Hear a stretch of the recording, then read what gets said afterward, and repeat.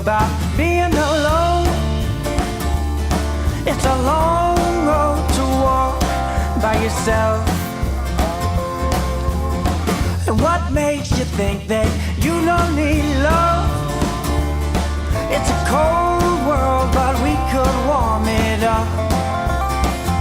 So I said, Hi, I'm Erin Edwards. I'm here at Swami's with Dave Rastovich. How are you doing? I'm doing great. I just got out of the water, so I feel good. So I saw recently a video where your dad, before a World Juniors contest, gave you advice on a meditation: think it, feel it, do it. What other ways did your parents shape you, and do you still use that meditation? Oh, definitely. I think any action in life is following usually a thought or some sort of formless idea, in our hearts or in our minds or wherever in the formless world.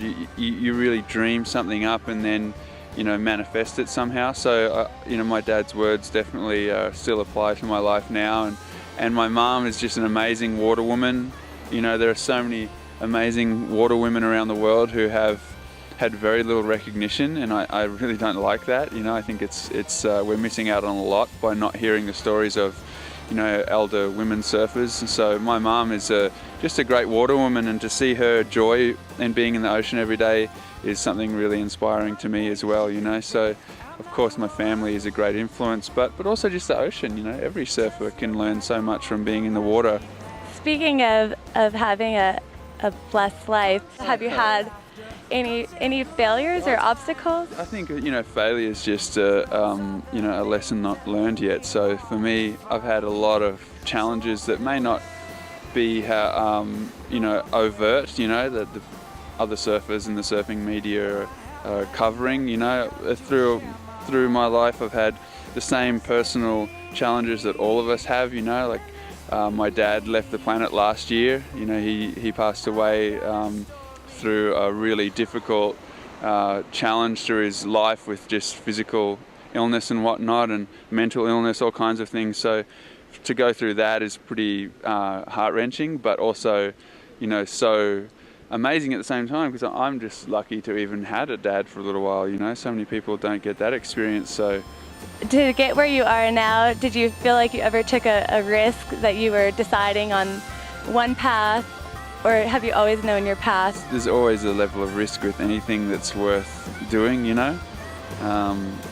speak to somebody who sits in an office all day and has no challenges in their life, and I'm sure they'd get pretty bored of it. So although we might be in danger at some times when we're doing certain things, I think it's that risky element that makes life so wonderful and exciting. So I would say for sure I've had a little level of risk in all the things that I've been doing over the years, and especially just as a surfer, I think we're all a little kind of risk takers in our life. So I think whatever we do in the water, we also do on land. So if you're going out surfing and you're taking risks with your surfing, then I'm probably pretty sure you'd be doing the same thing through your life on land as well. Have you had many scary moments while surfing, or was your adventures on Sea Shepherd a scary moment?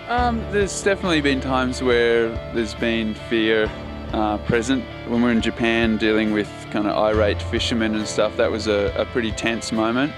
But at the same time, we were just sitting beside pilot whales who had just watched their whole family be slaughtered, and they were swimming around in the blood of their family. So really, us getting a few bumps and scratches from angry fishermen is nothing compared to what they endure. So, that wasn't really scary. It was more just like anguish. Who has been an interesting person that you've traveled with, and why? Well, all the people that we do our work with when we were coming down this coastline were amazing, because you got just passionate people who are willing to work for something other than their own benefit.